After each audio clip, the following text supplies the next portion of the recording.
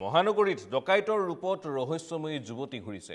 দাবী, ধমকি আৰু ব্লেকমেইলিঙেৰে লুটিছে বৃহৎ সংখ্যক ধন। এজন লোকৰ পৰা 40,000 টকা লুটিবলৈ চেষ্টা কৰোঁতেই এটা খবৰ পোহৰলৈ আহিছে।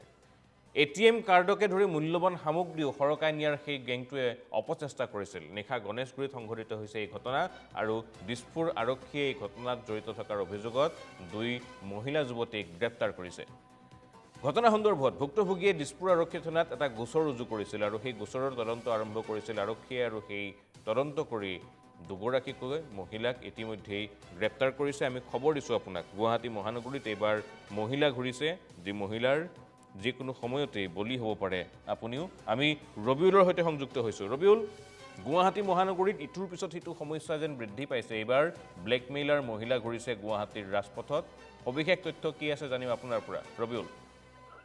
চাওক মঞ্জিত, গুৱাহাটী মহানগৰীত যে অপৰাধীৰ হাব হৈছে সেই কথা পুনৰ কোৱাৰ প্ৰয়োজন নাই। আমি বাৰম্বাৰ সেই কথা কৈ আছো যে এটাৰ পাছত এটা অপৰাধ সংঘটিত হৈ আছে ৰাজধানী গুৱাহাটীত। আৰু এইবাৰ দুগৰাকী ৰহস্যময়ী যুৱতী, দুগৰাকী ব্লেকমেইলাৰ এক প্ৰকাৰ, আৰু তেওঁলোকক ইতিমধ্যে দিছপুৰ আৰক্ষীয়ে গ্ৰেপ্তাৰ কৰি ইতিমধ্যে তেওঁলোকৰ আৰক্ষী নিজৰ জিম্মাত তেওঁলোকক ৰাখিছে। আৰু কালি সন্ধিয়া সেই ঘটনাটো সংঘটিত হৈছিল।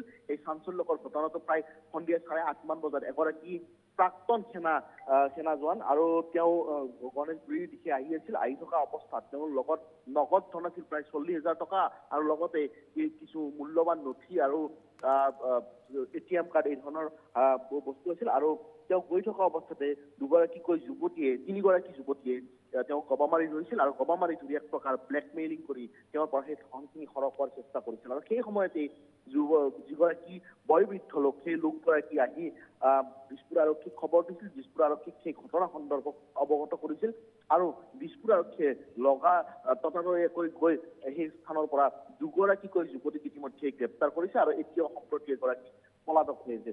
সমগ্ৰ ঘটনা সন্দৰ্ভত দিছপুৰ আৰক্ষীয়ে তদন্ত অব্যাহত ৰাখিছে যদিও এই মুহূৰ্তলৈকে যিগৰাকী পলাতক যুৱতী তেওঁক গ্ৰেপ্তাৰ কৰিবলৈ সক্ষম হোৱা নাই। খবৰ পোৱা অনুসৰি কাহিলীপাৰা এটা ভাড়া ঘৰত সেই যুৱতীগৰাকী ভাড়াতীয়া হিচাপে থাকে, কিন্তু এই মুহূৰ্তলৈকে সেই যুৱতীগৰাকীৰ কোনো সম্ভেদ লাভ কৰিব পৰা নাই। কিন্তু মঞ্জিত, এইখিনিতে এটা কথা ক'ব লাগিব যে গুৱাহাটী মহানগৰীৰ যিটো স্থানত গণেশগুৰি যিটো স্থানত সংঘটিত হৈছে, ছুপাৰ মাৰ্কেটৰ সমীপৰ যিখন ব্ৰিজ, সেই ফ্লাইঅভাৰ, সেই ফ্লাইঅভাৰখনত সমীপতে বহু ৰহস্যময়ী যুৱতীয়ে সন্ধিয়াৰ ভাগত টহল দিয়া দেখা যায়। আৰু এই ধৰণে যিসকল কিছু হোজা লোক বা কিছু ভদ্ৰ লোক যদি তেওঁলোকে দেখা পায় আৰু সেই লোকসকলক তেওঁলোকে টাৰ্গেট কৰে আৰু টাৰ্গেট কৰি এই ধৰণৰ ঘটনা সংঘটিত কৰে। এই ঘটনা নতুন ঘটনা নহয়, পূৰ্বেও এই ধৰণৰ ঘটনা বহুবাৰ সংঘটিত হৈছে সেই স্থানত।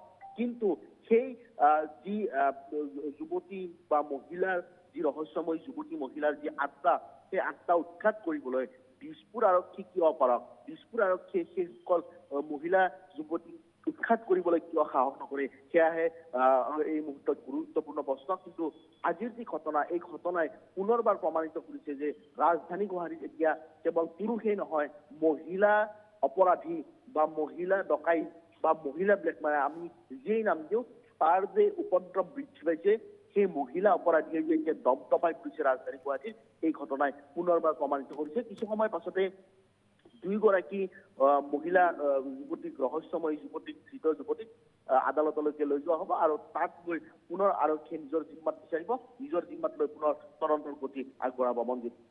ৰবিউল, দুগৰাকী মহিলাক ইতিমধ্যে গ্ৰেপ্তাৰ কৰিছে, জোনমণি বেগম আৰু চাহিদা খাতুন। আন এগৰাকী মহিলা নে যুৱতী সেয়া এতিয়াও চূড়ান্ত হোৱা নাই। পূজা দাস, যাৰ নাম বুলি জানিব পৰা গৈছে, পলাতক হৈ আছে আৰু এই খবৰসমূহ আৰক্ষীৰ হাতলৈ নাযায় কেনেকৈ, তাক লৈ ৰহস্যৰ সৃষ্টি হৈছে। আপুনি উল্লেখ কৰিছে সেই অঞ্চলটোত দীৰ্ঘদিন ধৰি এনে বহু মহিলা যুৱতী ঘূৰি ফুৰে। আন্ধাৰ নমাৰ লগে লগে সেই অঞ্চলটোৰে ভদ্ৰলোকে পাৰ হৈ যাবলৈও চিন্তা কৰিবলগীয়া পৰিৱেশৰ সূচনা হয়। সেই পথেৰে যোৱা লোকক আগতেও এনেধৰণে গবা মাৰি ধৰি ধন বা অন্যান্য সা সামগ্ৰী লুট কৰি নিয়াৰ অভিযোগ আছে। গুৱাহাটী মহানগৰীৰ মাজমজিয়াত দিছপুৰ আৰক্ষী থানাৰ অন্তৰ্গত এলেকাত গণেশগুৰিত এই ঘটনা সংঘটিত হৈছে। আৰক্ষী একো গমেই নাপায় নেকি ৰবিউল?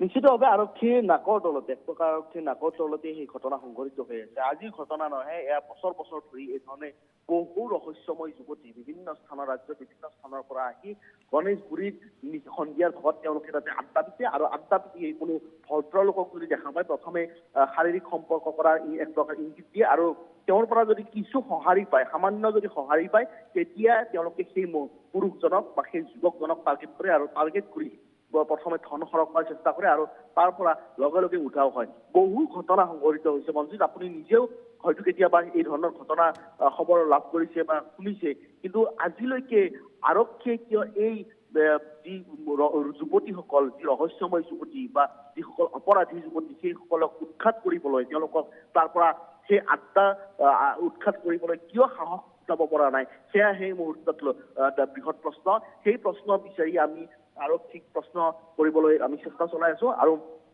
এই ধৰণৰ ঘটনা আৰু কিমান দিন ঘটি থাকিব ৰাজধানী গুৱাহাটীত যদি এই ধৰণে সুৰক্ষিত নহয় বয়োবৃদ্ধ লোক বা যুৱক তাৰ পাছত আচলতে স্মাৰ্ট আৰক্ষী আমি আৰক্ষীক নামাকৰণ কৰাৰ কোনো আচলতে অৱকাশ নাথাকিব সেই ধৰণৰ কথা এই মুহূৰ্তত প্ৰশ্ন উত্থাপন হৈছিল হয় ৰবিউল কাপোৰে কানিয়ে সাজে পোছাকে স্মাৰ্ট হ'লে নহ'ব কামত স্মাৰ্ট হ'ব লাগিব আৰক্ষী গুৱাহাটী মহানগৰীৰ মূল কেন্দ্ৰবিন্দু বুলি কোৱা হয় দিছপুৰ ৰাজ্যখনৰ ৰাজধানী আৰু সেই দিছপুৰৰ চাৰিবেৰৰ গাতেই যদি এনেধৰণৰ ঘটনা সংঘটিত হৈ থাকে য'ত আৰক্ষী সম্পূৰ্ণ নিষ্ক্ৰিয় তেন্তে বাকী ঠাইসমূহৰ কথা আপুনি নিজেই চিন্তা কৰক ৰবিউল আপোনাক ধন্যবাদ জ্ঞাপন কৰিছোঁ আৰু দিছপুৰ আৰক্ষীলৈ যি প্ৰশ্ন উত্থাপিত হৈছে সেই প্ৰশ্নৰ উত্তৰ বিচাৰিছোঁ দিছপুৰ আৰক্ষীয়ে এই ঘটনাসমূহ ৰোধ কৰাত ব্যৰ্থ কিয় হৈছে তাৰ উত্তৰ দিব লাগে